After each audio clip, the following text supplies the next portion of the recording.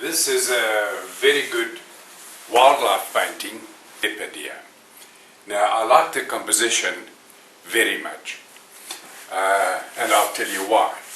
You've got your dark background, you've got your full range of tone, you've got the composition is right, golden mean, golden mean. You have the interplay of dark against light, with the only color being that of the animal in its true color. Now, what I find here is it's overblocked.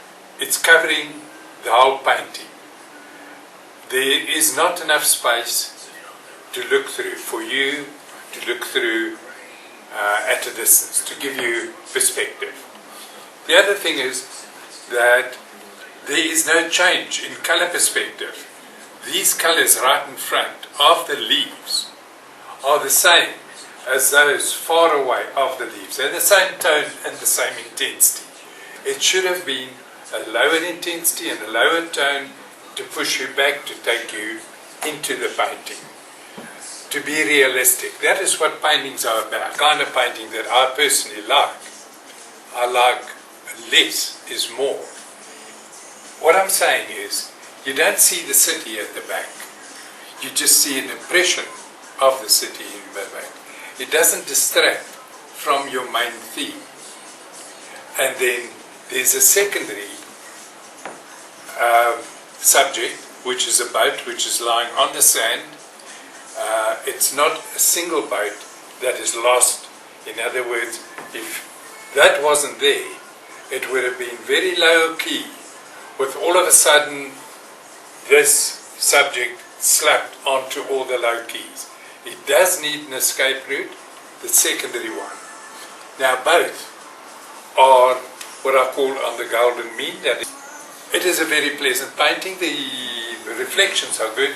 It's small little things that worry me, like I feel this distracts from the boat itself. It might be a wheel, or it might be a sponge or whatever. I personally would say, let's see if I take that out. Completely out. I'm sure you can guess what it is. Have a look at it. There's something out of what we call the triangle, the focal triangle. A focal triangle is from there to the horizon line, from there to the horizon line. Anything falling out of that is wrong. In other words, this tree is almost wrong, but that is completely wrong. It distracts from the whole scene. It takes your eye away from here where it's supposed to land, it takes it away. This is not as bad. I'm not going to take that out because it's still conjunctive to the roof. It's still part of it. But this pole is, I'm sure you'll agree that it is just not right. So let's just mix a color and take it out. As easy as that. There we go. To realism. What I mean by that is, your sky is lighter on top than on the horizon. Not the way I would paint a landscape.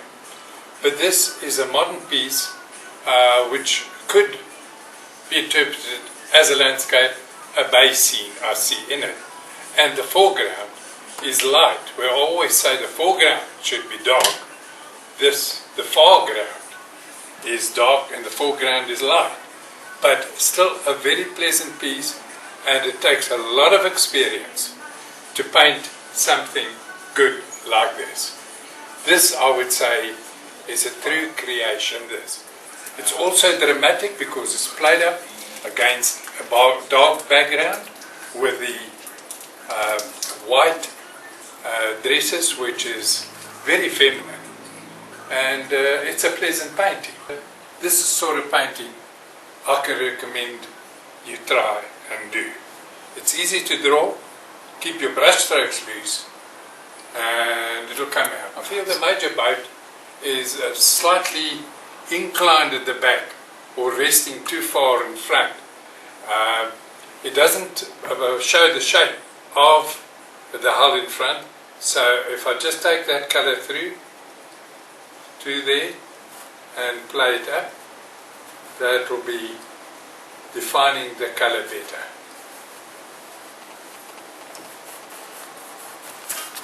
There we go. That is still too high. What one can do there is to put a stick holding it.